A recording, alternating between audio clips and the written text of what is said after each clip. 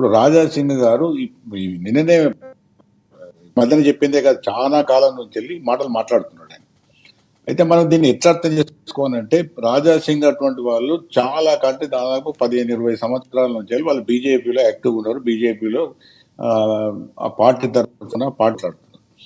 అయితే ఈ మధ్యన జరిగిన అనేక మార్పులలో వేరే పార్టీలలో పనిచేస్తున్న నాయకులు, పెద్ద పెద్ద నాయకులు పెద్ద ఎత్తున బీజేపీలో జాయిన్ కావడం జరిగింది. బీజేపీలో జాయిన్ కావడమే కాకుండా వాళ్ళు కొంత మేరకు ఒక ప్రముఖ స్థానం కూడా రాష్ట్రంలో రావడం జరిగింది. జరిగినప్పుడు సహజంగా ఎట్లుంటుందంటే, ఇప్పుడు రామ్మోహన్ గారు చాలా విషయాలు మాట్లాడారు, కానీ రామ్మోహన్ గారికి ఒక విషయం గుర్తు. ఇప్పుడు మేము తెలంగాణ ఉద్యమం అప్పుడు చాలా మంది జెండాలు మోసారు, కానీ కేసీఆర్ టికెట్ వచ్చే వరకు తెలంగాణ జెండాలు మోసిన వాళ్ళకి ఎవరికి ఇవ్వలేదు. వేరే వేరే పార్టీలను పిలిచి ఎవరైతే ఎక్కువ ఖర్చు పెట్టుకుంటారో, ఎవరు గెలవడానికి అవకాశం ఉన్నారో వాళ్ళకి. అంటే ఇప్పుడు రాజకీయాలకు తర్వాత ఏవైతే మనకు సిద్ధాంతాలు ఇవన్నీ ఉన్నాయో వీటికి మధ్య సమన్వయం ఒక్కొక్కసారి కుదరదు. రాజాసింగ్ మాటలు రోజుల నుంచి ఆయన మాట మాట్లాడుతున్నాడు. మొన్నటి ఎలక్షన్లో ఆయన టికెట్ కూడా రాదు అని అన్ని కూడా చెప్పడం జరిగింది. అయితే మనం దీన్ని అర్థం చేసుకోవాలి.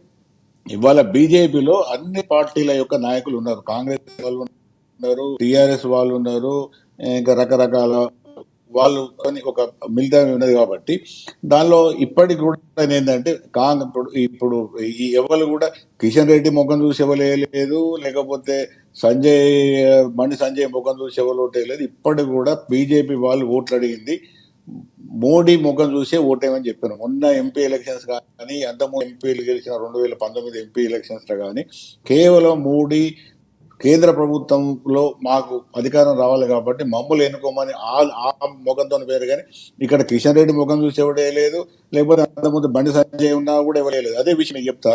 2023 ఎమ్మెల్యే ఎలక్షన్స్ లో అరవింద్ కుమార్ నిజామాబాద్ నుంచి ఎమ్మెల్యేగా ఓడిపోయాడు. అవును. బండి సంజయ్ ఎమ్మెల్యేగా కరీంనగర్ నుంచి ఓడిపోయాడు. అవును. ఈటల రాజేందర్ హుజురాబాద్ నుంచి ఓడిపోయాడు. తర్వాత రఘునందన్ రావు దుబ్బాకలు ఓడిపోయింది. వీళ్ళందరూ ఎమ్మెల్యేలు ఓడిపోయారు టీఆర్ఎస్ చేతులు, కాంగ్రెస్ చేతులు. వీళ్ళందరూ ఏదో ఒక పార్టీ చేతులు ఓడిపోయారు. కానీ మళ్ళీ ఎంపీ ఎలక్షన్స్ వచ్చే వరకు కుమార్ గెలిచిండు, బండి సంజయ్ గెలిచిండు, ఈటల రాజేందర్ గెలిచిండు, తర్వాత రఘునందరావు గెలిచిండు. కాబట్టి మనకు మా అటువంటి వాళ్ళకి అర్థమైంది ఏంటంటే, కేవలం మోడీ ప్రభావము, కేంద్ర ప్రభుత్వం అధికారము, ఆ విషయాలు ఎక్కువ ప్రభావితం చేసినాయి. ఓటర్ల నాడి కూడా కొంతవరకు మారింది. అంటే తెలంగాణ ఓటర్లు చాలా తెలివిగా ఓట్లేస్తుంటారు, అసెంబ్లీకి ఒకలాగా, పార్లమెంట్కి ఒకలాగా. సో అది కూడా ఆ స్ట్రాటజీ, అంటే ప్రజల స్ట్రాటజీ అనుకోవచ్చు. అది కూడా కొంత కలిసి వచ్చింది. ఇప్పుడు రాజశేఖర్ గారు ఈ ఓట్లు ఒక్కొక్కసారి వచ్చినప్పుడు ప్రధాన అంశం ఏముంటది, 2023లో కేసీఆర్ అధికారంలో ఉండద్దా, అది ప్రధాన అంశం. ఆ అంశం మీదే ఓట్లు వేసినారు, కేసీఆర్ని ఓడగొట్టారు. కానీ 2024 వచ్చేవారు కేసీఆర్ అక్కడ ఇష్యూ కాదు కాబట్టి టీఆర్ఎస్ ఓట్లు వేయలేదు. వాళ్ళు అక్కడ కాంగ్రెస్కు అధికారం తీసుకురావన్నా లేదా బీజేపీకి అధికారం తీసుకురావన్నా, కేంద్ర ప్రభుత్వ ఎలక్షన్, టీఆర్ఎస్ సంబంధం లేని ఎలక్షన్.